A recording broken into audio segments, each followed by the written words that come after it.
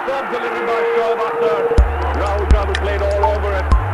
Just what the cracks here, you see, they really won't come into play until the third or the fourth. Asian Test Championship India versus Pakistan 1999 का दौरा था और पहला test match इस दौरे का खेलने जाने वाला था और किसी को कोई अंदाजा नहीं था कि इस मैच में एक ऐसा मोमेंट बनने वाला था जिसे आगे कई सालों तक याद रखा जाएगा।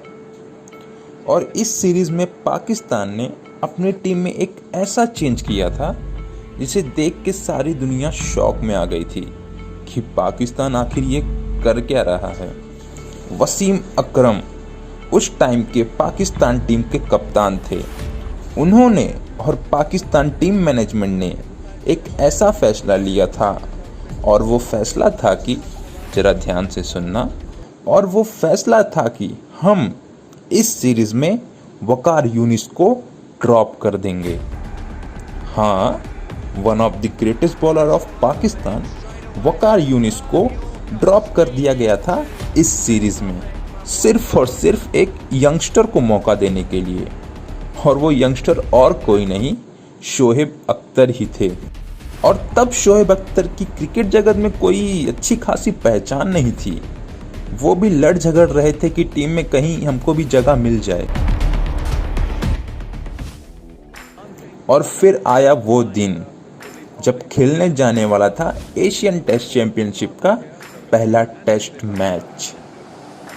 इस मैच में पाकिस्तान पहली बैटिंग करते हुए अपनी फर्स्ट इनिंग में 185 पे, सिर्फ 185 पे ऑल आउट हो जाती है।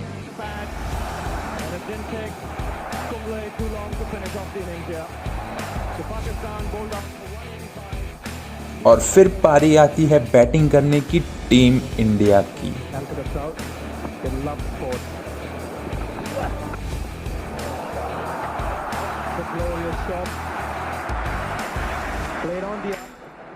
इंडियन टीम काफी अच्छी बैटिंग कर रही थी। एक टाइम पे इंडिया का स्कोर था 147, 2 विकेट। सब कुछ ठीक चल रहा था यहाँ तक।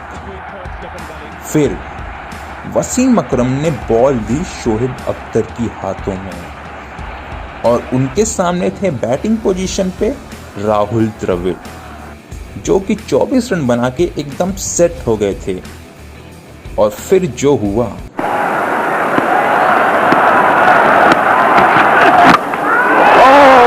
superb delivery by Shoaib Akhtar. Rahul Dravid played all over it. Just what the Pakistanis needed. इस गेंद के बाद राहुल द्रविड़ भी शॉक होके देखने लगे शोएब अख्तर को कि भाई ये कैसी गेंद फेंकी है। एक तो इतनी खतरनाक यॉर्कर, ऊपर से इन स्विंग के साथ। हाँ, अनप्लेएबल डिलीवरी भी बोल सकते हो आप। और फिर द्रविड़ भी क्या ही कर सकते थे, अपने सर को झुकाकर पवेलियन की तरफ लौट चले। पर राहुल द्रविड़ के आउट होने से ना सिर्फ पाकिस्तान टीम खुश नहीं थी, और भी कुछ लोग थे जो बहुत खुश थे, और वो थे मैच देखने आई हुई ऑडियंस। क्योंकि अब ग्राउंड में जिसकी एंट्री होने वाली थी ना, उस टाइम के सबसे बड़े क्रिकेटर थे। हाँ, वही आप समझ गए, सचिन रमेश तेंदुलकर। और सारे दर्शकों की जुबान पर सिर्फ एक ही नाम था, सचिन सचिन। क्योंकि उस टाइम पर सबके दिलों पे सिर्फ एक ही बंदा राज करता था, और वो थे सचिन। चाहे कितना भी क्रिटिकल कंडीशन क्यों ना हो, अगर क्रीज पे सचिन है तो संभाल लेगा वो।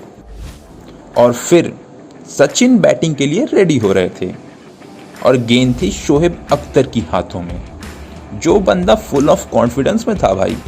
और सारे दर्शक सचिन को बैटिंग करने के लिए बेसब्री से इंतजार कर रहे थे।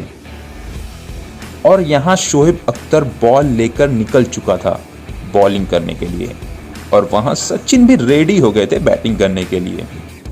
और फिर देखिए,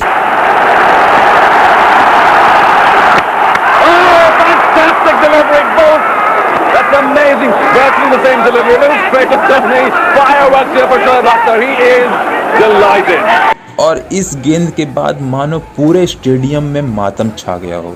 इतनी शांति आपको लाइब्रेरी में नहीं मिलेगी जो वहां पर थी, क्योंकि शोएब अख्तर ने सचिन तेंदुलकर को क्लीन बोल्ड कर दिया था, वो भी उनकी पहली गेंद पर।